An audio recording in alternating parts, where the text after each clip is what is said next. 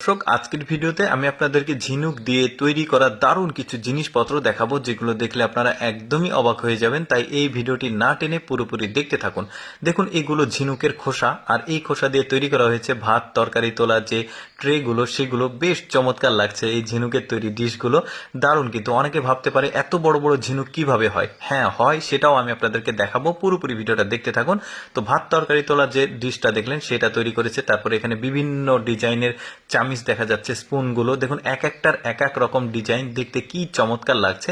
শুধু যে এরা এটা তৈরি করে তা না, যেমন এটা ট্রে তৈরি করেছে, যে দেখুন এটা হচ্ছে বেত এবং ঝিনুকের টুকরোগুলো দিয়ে কম্বিনেশন করে দারুণ একটা ট্রে তৈরি করেছে খাবার সার্ভ করা। তারপরে এটা চীনা মাটির কলসের উপরে বিভিন্ন কালারের যে ঝিনুকের খোসা, সেগুলো ভেঙে কি চমৎকার ডিজাইন করেছে দেখুন। তারপরে এই মেয়েদের কাছে দেখুন যেটা আছে, এগুলো ভাত তোলা যে বড় চামিচটা থাকে, মানে স্পুনটা, সেটা দেখুন চমৎকার লাগছে। মূল ব্যাপারটা হচ্ছে ওরা হচ্ছে ঝিনুকের ভেতরে মুক্তা চাষ করে।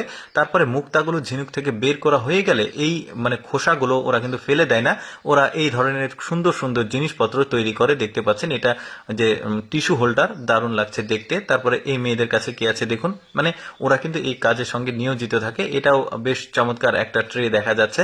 এরপরে এটাও একটা ডিজাইনের দেখা যাচ্ছে, কি চমৎকার, এক একটার এক এক রকম কালার আর সৌন্দর্য। এখানে আসলে কাজকর্মগুলো চলছে। আচ্ছা, এবার ঝিনুক থেকে মুক্তা কিভাবে তৈরি করা হয় সেটা দেখাই। এগুলো চাষকৃত ঝিনুক, বড় বড় চায়নার ঝিনুক। চায়নার ঝিনুকগুলো বড় হয়। তো ঝিনুকগুলো মানে যখন হয়ে গেছে, তখন ওই ঝিনুকগুলো নিয়ে এসে মাংসগুলো বের করা হচ্ছে। এই মাংসের মধ্যে রয়েছে মুক্তা। একটু ভালোভাবে খেয়াল করে দেখুন, ওই যে মুক্তা দেখা যাচ্ছে 6টা, এই মাংসগুলো ছাড়ানো হলো। মাংসের মধ্যে যে মুক্তাগুলো আছে সেগুলোকে এই মানে বের করা হচ্ছে। এই যে দেখতে পাচ্ছেন, মাংসগুলোকে আলাদা করা হচ্ছে আর মুক্তাগুলোকে আলাদা করা হচ্ছে। এখন মুক্তাগুলো যখন আলাদা করা হলো, এগুলোকে ভালোভাবে ধুয়ে পরিষ্কার করার প্রয়োজন হয়। তাই একজন ব্যক্তি এখানে খুব চমৎকার ভাবে ওয়াশ করছে। এই যে দেখতে পাচ্ছেন, সাদা কালার আরো বিভিন্ন রকমের কালারের এখানে মুক্তা দেখা যাচ্ছে। এই মুক্তাগুলো যখন ধোয়া হয়ে যায়, এটা একটা ড্রামে লোড করা হয়। ড্রাম থেকে একটা বস্তাতে লোড করা হচ্ছে দোকানে ডেলিভারি দেওয়ার জন্য। এই যে দেখতে পাচ্ছেন, দোকানে আসার পর এটা আবার রিফাইন করে সুন্দরভাবে চকচকে ঝকঝকে করে ওরা মেয়েদের জন্য বিভিন্ন রকম অর্নামেন্ট জুয়েলারিস দেখতে পাচ্ছেন এরা তৈরি করেছে। এক একটা এক এক রকমের সৌন্দর্য। এই যে আংটি, রিং দেখা যাচ্ছে, বেশ চমৎকার। এই যে অনেকগুলো জুয়েলারিস দেখা যাচ্ছে। তো যাই হোক, মূল টপিক আমরা আবারও ফিরে আসি।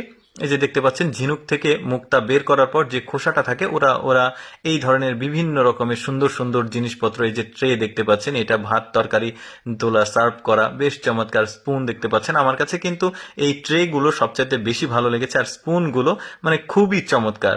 দর্শক, আমি সবসময় চেষ্টা করি আপনাদের সামনে কিছুটা তথ্যমূলক ভিডিওগুলো উপস্থাপন করার।